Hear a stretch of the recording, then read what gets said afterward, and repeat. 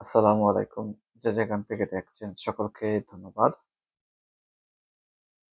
৫ আগস্টের আগে যখন বাংলাদেশে আন্দোলন শুরু হয়, আন্দোলনটা তুমুল পর্যায়ে যখন যায়, তখন প্রবাসী বাংলাদেশী যারা ছিলেন তারা ছাত্রদের বেদনায় ব্যথিত হয়ে সরকার বিরোধী আন্দোলনে ঝাঁপিয়ে পড়েছিলেন এবং রেমিটেন্স শাটডাউন করেছিলেন। তারা ভেবেছিলেন হয়তো সরকার পতন হলে তাদের বিভিন্ন দাবি-দাওয়া মানা হবে এবং সেরকম আশ্বাস দেওয়া হয়েছিল বিভিন্ন মাধ্যম থেকে। এবং ৫ আগস্টের পরপরই এমনভাবে সরকার তাদেরকে উপস্থাপন করেছিলেন, প্রবাসীদেরকে খুব গুরুত্ব দিবেন বলে আশ্বাস করেছিলেন।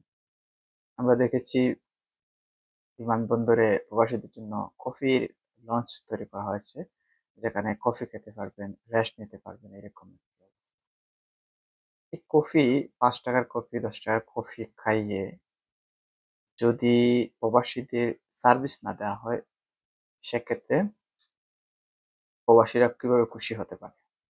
আপনারা দেখেন, প্রবাসীরা তাদের স্বপ্ন, তাদের টাকা-পয়সা, তাদের স্বপ্ন বুনে তাদের আত্মীয়স্বজনের জন্য জিনিসপত্র খরিদ করে এবং দীর্ঘদিন থেকে তা জমিয়ে যখন দেশে আসে এবং বিমানবন্দরে এসে যখন দেখে তাদের ব্যাগ চুরি হয়ে গেছে, ব্যাগ খুলে তাদের পণ্য, তাদের প্রোডাক্ট গুলো নেওয়া হয়েছে, তখন তাদের মনটা কি বলে?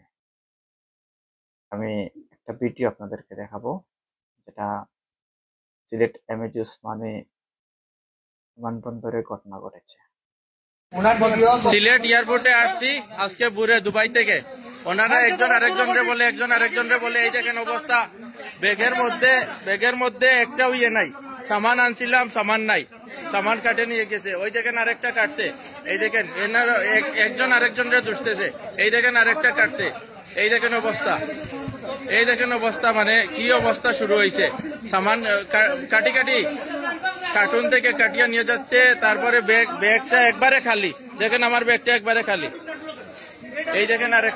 আপনারা দেখেছেন, এটি হয়তো মিডিয়া এসেছে। অনেকগুলা ঘটনা মিডিয়া আসে না। নীরবে মানুষের ব্যাগ থেকে চুরি হয়ে যায়, মানুষ নীরবে চলে যায়।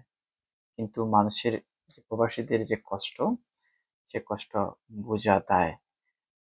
একটি ভিডিও বা আরো অনেকগুলো আমরা দেখেছি ঢাকা বিমানবন্দরে ঘটে। যারা সচেতন হয়ে অনেক সময় ভিডিও করে বা অনেক ভিডিও করে না। এরকম প্রতিদিন নিত্যদিনের ঘটনা। এসব বন্ধ না করে প্রবাসীদের জন্য কফি খাওয়ার লঞ্চ খুলে কোনো ফায়দা নেই। কারণ প্রবাসীরা এই কফি খাওয়ার জন্য আপনার এই এয়ারপোর্টে বসে থাকবে না। তাদের আত্মীয়স্বজনের জন্য যে প্রোডাক্ট ক্রয় করে এনেছে, তাদের যে লাগেজ আছে সেগুলো নিরাপত্তা এবং তাদের যে সার্ভিস আছে, তারা দ্রুত কিভাবে বের হবে, কিভাবে ঢুকবে, সেখানে যদি অফিসাররা তাদের সার্ভিসটা ভালো করে দেয়, কর্মচারীরা যদি সার্ভিসটা ভালো দেয়, সেটাই চায় প্রবাসীরা। প্রবাসীদের পক্ষ থেকে বা আমরা যারা প্রবাসে আছি সবার পক্ষ থেকে অনুরোধ থাকবে, এ সকল যাতে না করা হয়, মানুষের ব্যাগ চুরি না করা হয় এবং এর দৃষ্টান্ত শাস্তি প্রদান করা হয়। সবাই ভালো থাকবেন। আল্লাহ হাফেজ।